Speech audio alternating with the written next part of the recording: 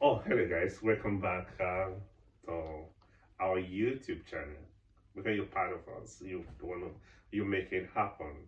Welcome to Remake Talking, and today I got a message. Actually, we got an email from someone who wrote us at remaintalking1@gmail.com. And by the way, just to let you know, you can send your messages, send your videos, send your voice note, and I guarantee that you remain anonymous. No one is going to mention your name, and I can assure you that no one is going to link the conversation to you, because I mean it's basically the same thing that all men, many men, everywhere in the world, whether black or white, tall or short, we all face about the same thing. So back to the story. So the dilemma of this for today, someone sent an email and he said, I read, Remain Talking Corner, please help. Myself and my wife, we've been married for 10 years now. Before we got married, we had loads of sex. But since after we got married, it appears sex is just for procreation, for only when she wants to have a baby. It's driving me crazy. And I'm a Christian or I'm a believer. I believe in one man, one wife. So my sexual needs are not met. I don't know what to do. Oh there. Okay. To be honest, for a lot of the people, or for quite a number of people, it's the story for some men. The story for some men, many men. And the story usually is that before they got married, and in short, maybe to just add a bit of fun to it, I was listening to a preacher a while ago, and he said he's having people come to him for counseling, married couples, and to his greatest amazement, the trouble is we're not having sex. And he's like, come on, guys.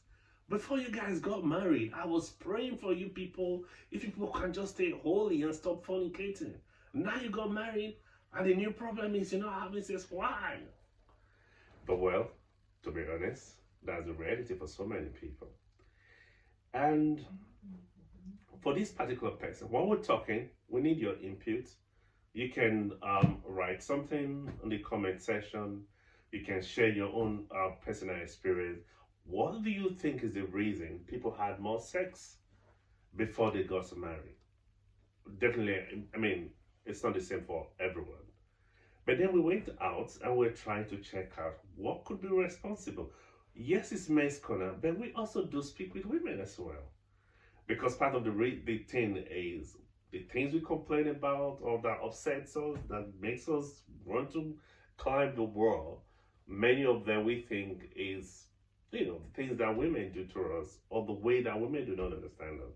So anyway, we went asking in the street, checking out why is it that the same girl who cannot wait to see you, the same girl who will gladly offer everything and everything, and you talk about what style, whether mocking in the shadow, or hold the fan, or hold the wall, or pick the pin. They're just more than willing and eager.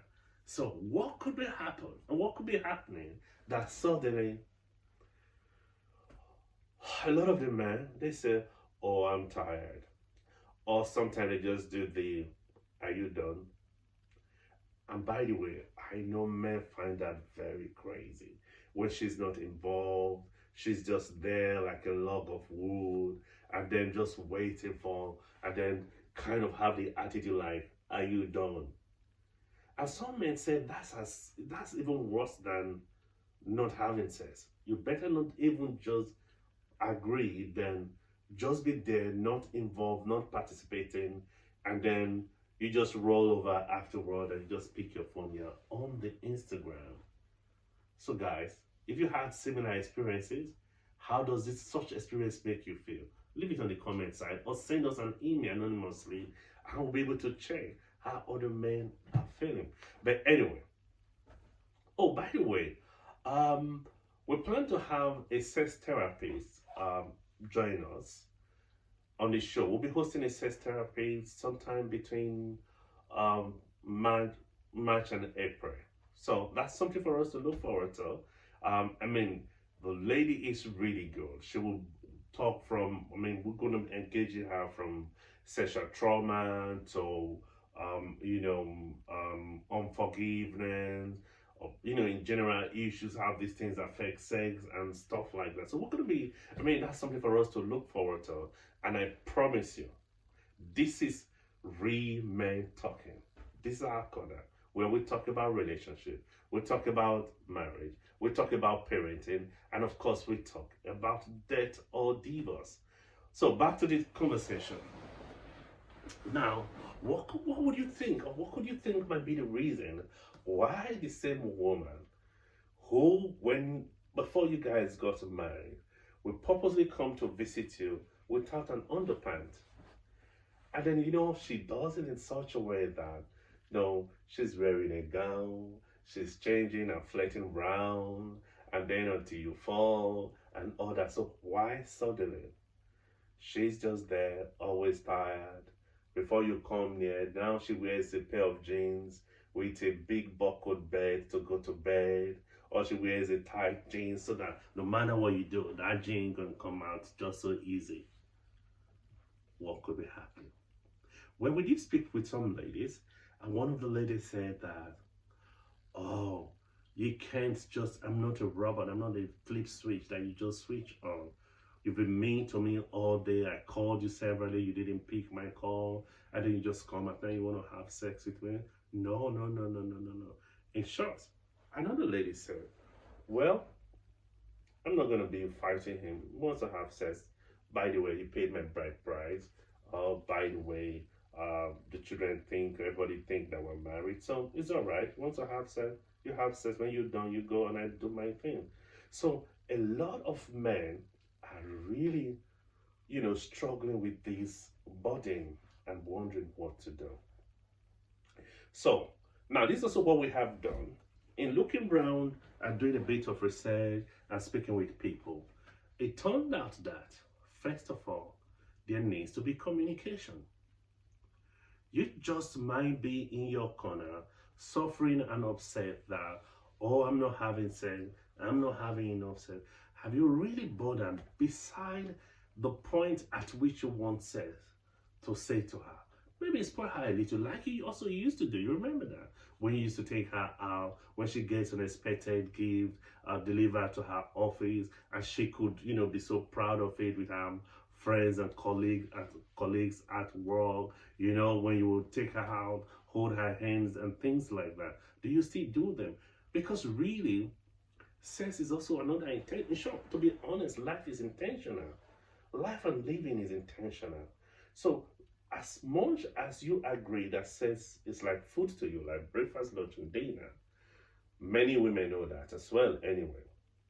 But you have to cultivate it. First is in communication.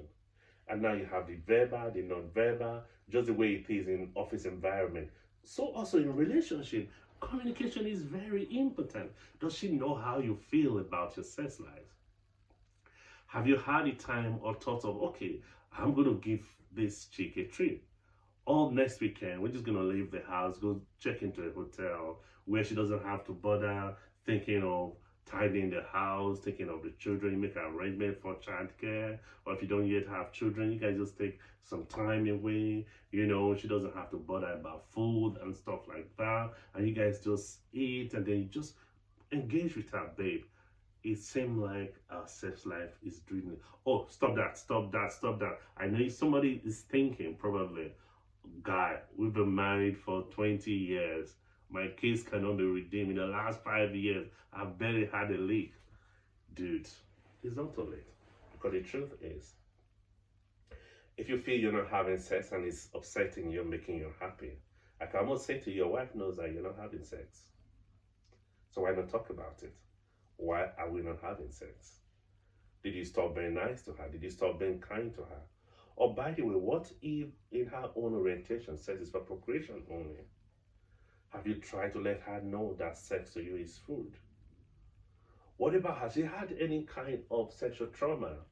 Has there been infidelity that has not been dealt with? Where every time you come close to her, her mind is wondering, oh, is this same dick that he wants to give to me now, that he gave to Cynthia, that he gave to Joan, that he gave to Joan? Oh no, no, it can't go into my body.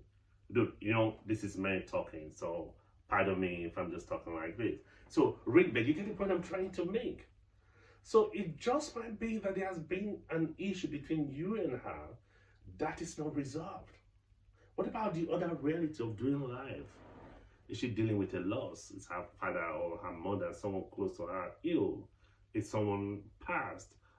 Is any of the children ill? Oh, by the way, now already, this is a real dilemma.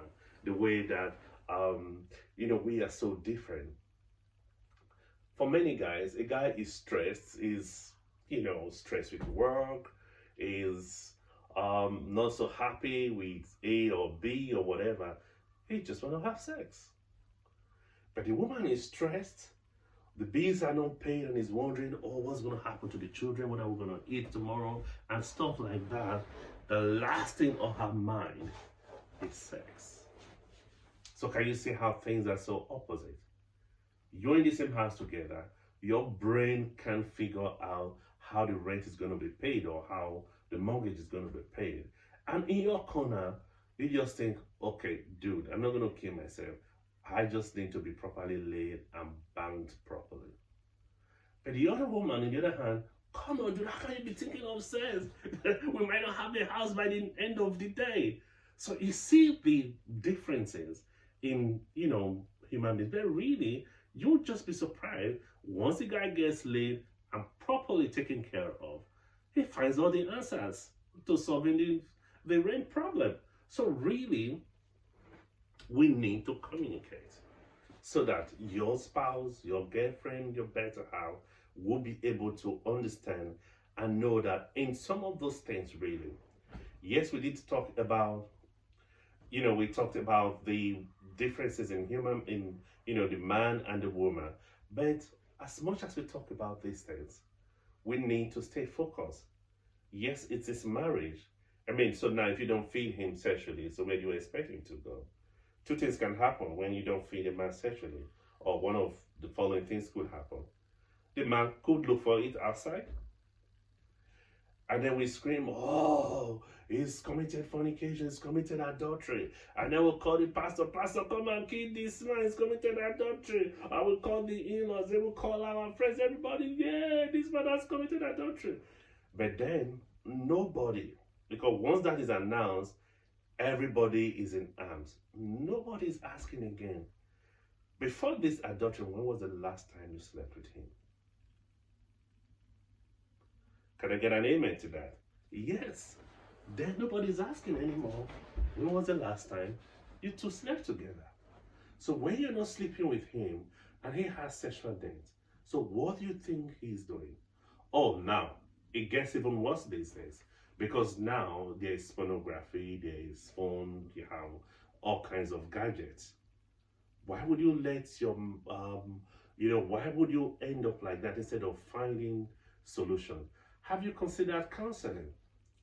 Because sometimes counseling and therapy, they help us find solutions to some deep things that for us as spouses, we might not really be able to get our wives to talk about.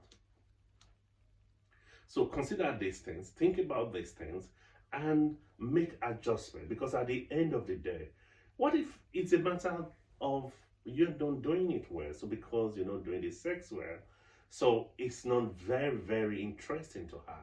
So it becomes a burden. Because we've also heard that some ladies say that, oh, he just called me, just want to pound. He doesn't even give a hoot about how I feel, whether I'm enjoying it, how I want to participate, and things like that. So, dude, as much as these things are problems or challenges or dilemmas to you and I, what about pause?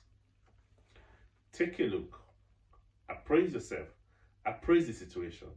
This says matter. What can I do to improve it?